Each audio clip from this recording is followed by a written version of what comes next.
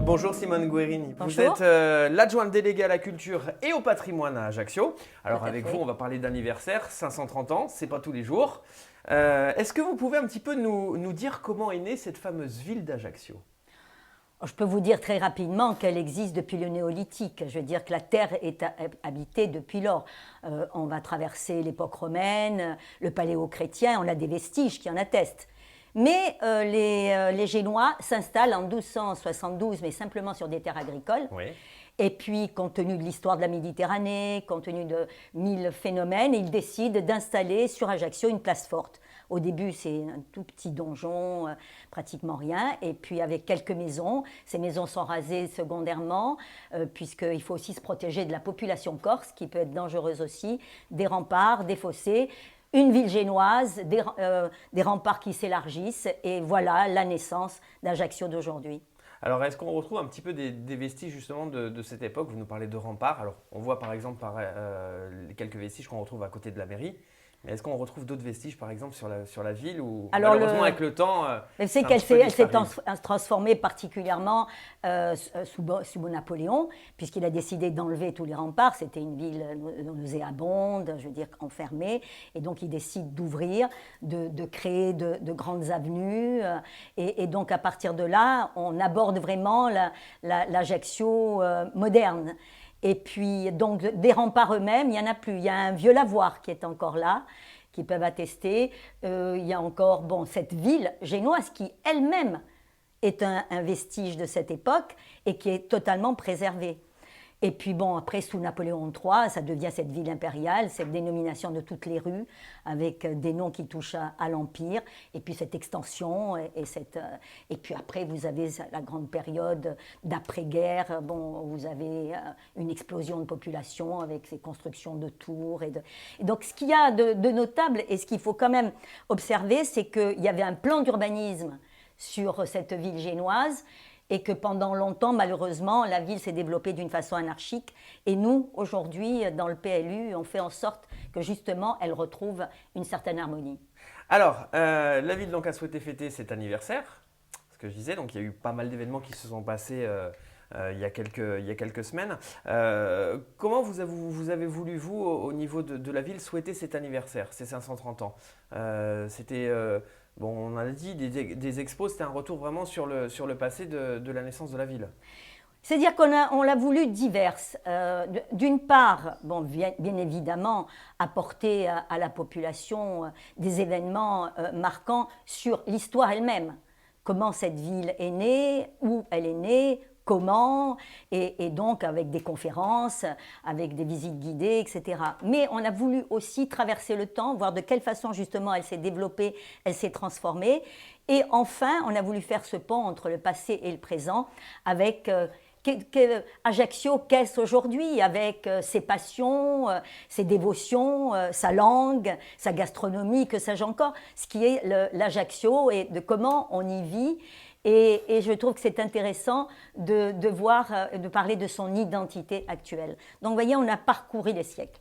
Alors, est-ce que vous pouvez nous parler un petit peu des manifestations qui restent? Certes, on parle des 530 ans. Oui. Bon, pas de notre faute si on a lancé la télé que maintenant. Mais en tout cas, nous sommes donc le 19 mai. Je crois qu'il y a une conférence ce soir. Mais il y a des expos qui vont continuer jusqu'à la fin du mois de mai et d'autres qui vont un petit peu perdurer. Oui, alors c'est sûr qu'on est un peu tronqué là. Alors, on arrive un peu à la fin. Hein. On arrive un peu à la fin. Il n'en demeure pas moins que, vous savez que nous avons initié 2 expositions au musée Fesch qui perdurent jusqu'au 30. L'une, c'est sur l'image d'Ajaccio, donc elle a été réalisée en prenant dans ce fond important un millier d'œuvres. Il y en a une centaine qui sont exposées sur des photographies, des gravures, des peintures qui retracent de 1850 à 1950, justement, à la fois de quelle façon les artistes ont perçu ce golfe, cette ville, mais aussi vous pourrez découvrir tout au long du chemin des personnages qui ont haut en couleur, les pêcheurs. Voilà. Donc c'est à la fois sur l'image, mais aussi sur sa population. Il y a eu beaucoup justement de personnages célèbres qui sont passés par Ajaccio. Grand Dieu, oui, Oui. beaucoup, beaucoup. Il y en a qui se sont inspirés, je voudrais Matisse. Je veux dire qu'il y en a qui ont écrit. Dieu sait que la littérature sur cette Corse, et cette Ajaccio en particulier, fin 19e, début 20e, sont nombreux. Donc oui, elle a beaucoup inspiré. Et donc cette exposition, elle est assez passionnante. Dans le même temps, nous avons avec le Borg, vous savez, l'association, décidé de demander à des jeunes enfants justement de donner avec leur cœur et leur savoir, je dirais, et leurs anecdotes, comment ils ont perçu ces 530 ans d'histoire de la ville. Et enfin, la bibliothèque patrimoniale a organisé une exposition virtuelle que vous pouvez retrouver sur le site de la bibliothèque, qui retrace la vie de Louis Camp, qui est un Ajaccien, qui était un historien, un érudit, un collectionneur, mais surtout un grand donateur, parce que sa donation à la bibliothèque est une donation excessivement importante. Donc vous découvrirez ce personnage et ce qu'il nous a légué. Il y a plein de choses justement à découvrir sur la ville. Nous, on en parlait justement en coulisses. Et moi, je vous conseille d'aller faire un tour avant fin mai du côté de ces expositions. Alors, justement, est-ce que les Ajacciens et les Ajacciennes se sentent-ils justement concernés par cet anniversaire ? Eh bien, oui, sincèrement, je le pense. Enfin, parce oui, que, voilà, ils sont intéressés par l'histoire de la ville. On les a vus, et c'est quand même rassurant. Oui, ça oui. Parce que quand vous initiez ce genre de choses, si vous n'avez personne, c'est un peu dramatique. Mais oui, il y a beaucoup de monde pour les conférences, pour découvrir de quelle façon cette ville est née, de quelle façon elle s'est développée. Beaucoup de monde pour tout ce qui touche aux visites, avec des personnes, je veux dire, compétentes, puisque vous savez que nous avons initié, je veux dire, l'inventaire du patrimoine, et la personne qui faisait ces visites, c'est le responsable de l'inventaire, donc il connaît presque pierre par pierre, donc c'était des visites passionnantes.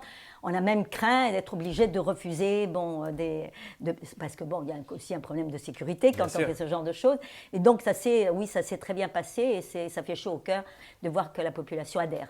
Alors Simone, dernière petite question, en quelques mots, que représente pour vous Ajaccio au passé et au futur?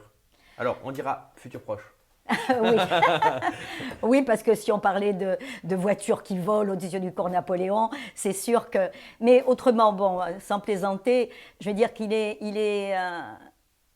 c'est pour une élue... avoir à s'occuper d'un patrimoine aussi riche que celui d'Ajaccio, c'est quelque chose d'extraordinaire. Mais à la fois dans son acception la plus large, c'est-à-dire le patrimoine bâti, mais tout le patrimoine immatériel, et Dieu sait qu'il est riche. Et donc, je veux dire, c'est un devoir pour un élu de faire ce passage. C'est un devoir d'informer sur le passé, de le conserver et de faire en sorte que les générations futures continuent à se l'approprier. Et donc, c'est un petit peu ce que je voulais dire. Alors, bien évidemment, nous sommes présents pour le futur, nous sommes présents sur l'environnement, puisque nous voulons qu'Ajaccio, compte tenu des dérèglements climatiques, etc., soit à la pointe de tout ce qui est sur la protection de notre ville. On s'intéresse bien entendu aux déchets, on s'intéresse à de nouveaux ouvrages sur la circulation avec le téléphérique, donc on rentre dans une modernité. Mais dans le même temps, on continue à avoir cette action forte sur le patrimoine. Vous voyez, avec la citadelle, le grand projet de citadelle, mais aussi avec la ville génoise qui est intégrée à ce grand projet. Donc, vous voyez qu'on essaie de la faire rentrer dans la modernité, mais dans le même temps, on veut absolument qu'elle soit fière de son passé, que son identité subsiste le plus longtemps possible. Nous savons bien que nous sommes dans une mondialisation et donc on est obligé de vivre avec son temps, mais en même temps, il faut absolument que nous soyons des passeurs. Merci Simone. On se dit à quand pour le prochain anniversaire?